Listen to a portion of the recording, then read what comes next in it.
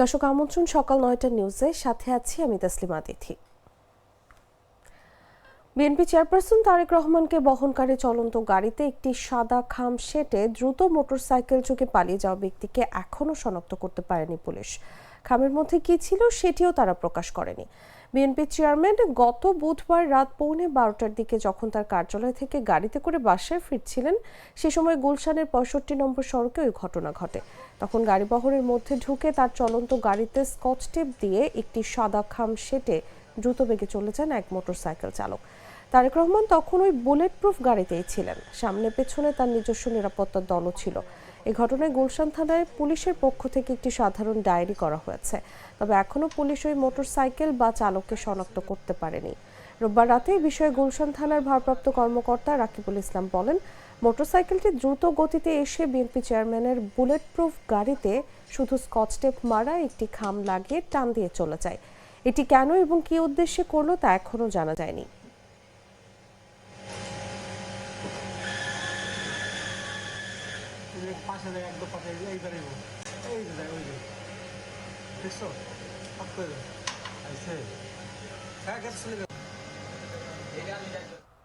নির্বাচনী আচরণবিধি লঙ্ঘনের অভিযোগে জাতীয় নাগরিক পার্টি ঢাকা 11 আসনের প্রার্থী নাহিদ ইসলাম ও ঢাকা 8 আসনের প্রার্থী মোহাম্মদ নাসিরউদ্দিন পাটোয়ারীকে কারণ দর্শানোর নোটিশ দেওয়া হয়েছে। রোববার ঢাকার বিভাগীয় কমিশনার ও রিটার্নিং কর্মকর্তা শরফুদ্দিন আহমেদ চৌধুরী এ নোটিশ দেন। নাহিদ ইসলামকে দেয়া নোটিশে বলা হয়, আসন্ন ত্রয়োদশ জাতীয় সংসদ নির্বাচন উপলক্ষে ঢাকা 11 আসনের একাধিক গুরুত্বপূর্ণ স্থানে আপনার নিজের বিশাল আকৃতির রঙিন ছবি ও ঢাকা 11 উল্লেখপূর্বক দেশ সংস্কারের গণভোট হ্যাঁ এর পক্ষে থাকুন স্লোগান সম্বলিত বিলবোর্ড রিটার্নিং অফিসারের দৃষ্টিগোচর হয়েছে, যা জাতীয় সংসদ নির্বাচন আচরণ বিধিমালার পরিপন্থী। একই সঙ্গে নির্বাচনী আচরণবিধি লঙ্ঘনের দায়ে নাহিদ ইসলামের বিরুদ্ধে কেন আইনানুগ ব্যবস্থা নেওয়া হবে না সে বিষয়ে সোমবার বেলা 11টার মধ্যে তিনি নিজে বা তার প্রতিনিধির মাধ্যমে উপস্থিত হয়ে লিখিত জবাব রিটার্নিং কর্মকর্তার কার্যালয়ে জমা দেওয়ার জন্য নোটিশে অনুরোধ করা হয়। অন্যদিকে নাসিরউদ্দিন পাটোয়ারীকে নাহিদ ইসলামের নোটিশের মতো এই চিঠিতেও নির্বাচনী প্রচার শুরুর সময়ের বিষয়টি উল্লেখ করে নাসিরউদ্দিন পাটোয়ারীকে 19 জানুয়ারি সকাল 9:30টার মধ্যে সব বিলবোর্ড অপসারণের জন্য অনুরোধ করা হয়। একই সঙ্গে নির্বাচনী আচরণবিধি লঙ্ঘনের দায়ে তার বিরুদ্ধে কেন আইনানুগ ব্যবস্থা নেওয়া হবে না সে বিষয়ে একই দিন বেলা 11টার মধ্যে তিনি নিজে বা তার প্রতিনিধির মাধ্যমে উপস্থিত হয়ে লিখিত জবাব রিটার্নিং কর্মকর্তার কার্যালয়ে জমা দিতে বলা হয়। নির্বাচনী তফসিল অনুযায়ী আগামী 12 ফেব্রুয়ারি ত্রয়োদশ জাতীয় সংসদ নির্বাচন ও গণভোটের ভোট গ্রহণ করবে নির্বাচন কমিশন।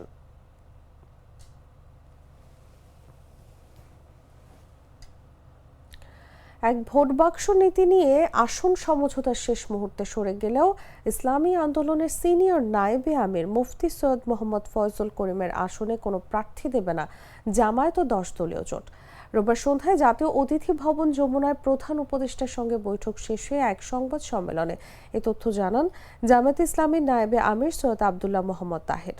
তিনি বলেন, এই সমঝোতায় ইসলামী আন্দোলনের অনেক ভূমিকা ছিল, আমরা সেই ভূমিকা শ্রদ্ধার সঙ্গে স্মরণ করি। টুকটাক টেকনিক্যাল কিছু বিষয়ের জন্য তারা নিজেরা আলাদা নির্বাচনের সিদ্ধান্ত নিয়েছেন। আমরা নির্বাচনে তাদের সাফল্য কামনা করি।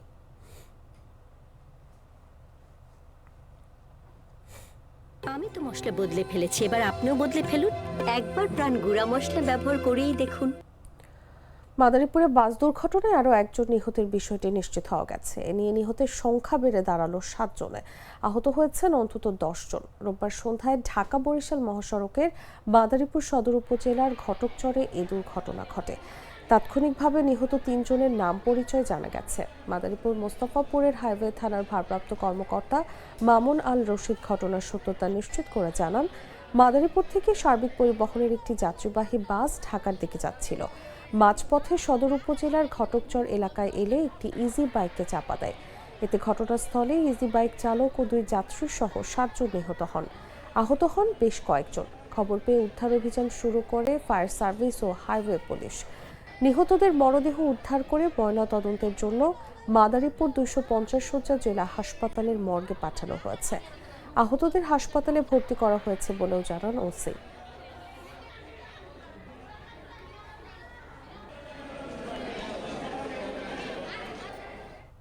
ফরিদপুরের বোয়ালমারীতে ভেজাল শিশু খাদ্য ও নকল আচার চিপস তৈরির একটি কারখানায় ও গোডাউনে যৌথ অভিযানে বিপুল পরিমাণ ভেজাল খাদ্য জব্দ করেছে ভ্রাম্যমাণ আদালত।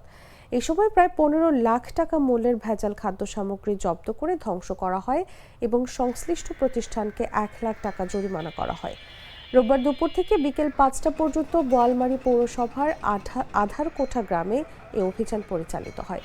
ভ্রাম্যমাণ আদালত পরিচালনা করেন উপজেলার সহকারী কমিশনার শিব্বির আহমেদ।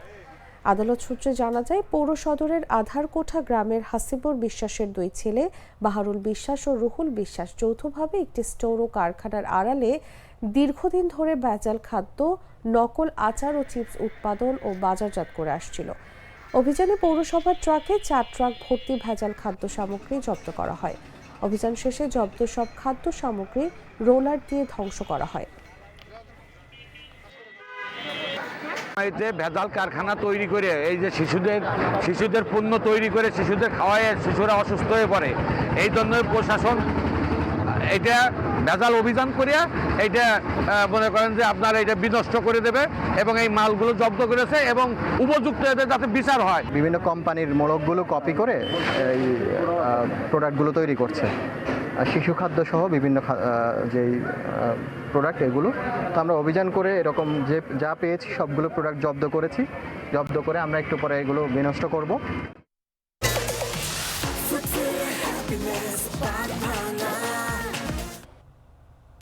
জানাবো আন্তর্জাতিক সংবাদ।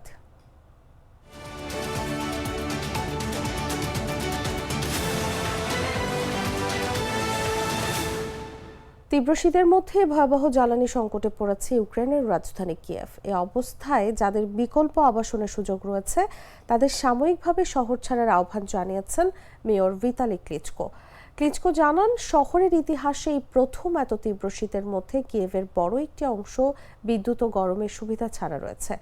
জানা গেছে, রাশিয়ার ব্যাপক ড্রোন ও ক্ষেপণাস্ত্র হামলার কারণে কিয়েভে দীর্ঘ সময়ের বিদ্যুৎ বিভ্রাট দেখা দিয়েছে।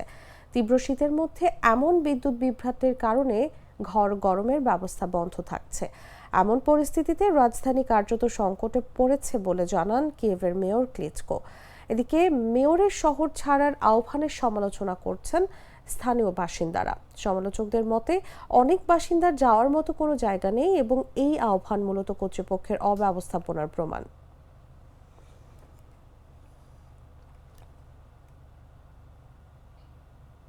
সংবাদ শেষ করব খেলার খবর জানিয়ে।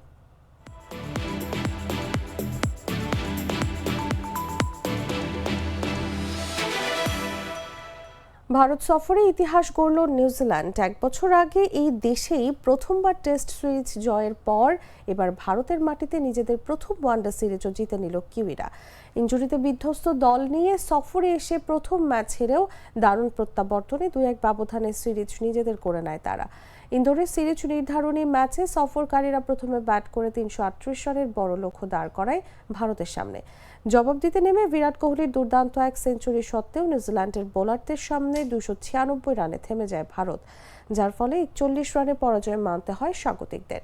এই হারে ভারতের ঘরের মাঠে টস জিতে টানা 14 ম্যাচ অপরাজিত থাকার রেকর্ডও ভেঙে গেল। অন্যদিকে ভারতের মাটিতে এই প্রথম ওয়ানডে সিরিজ জিতল কিউইরা।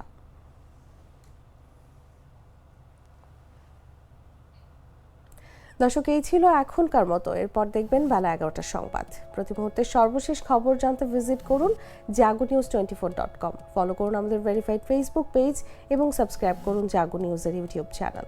ধন্যবাদ সবাইকে।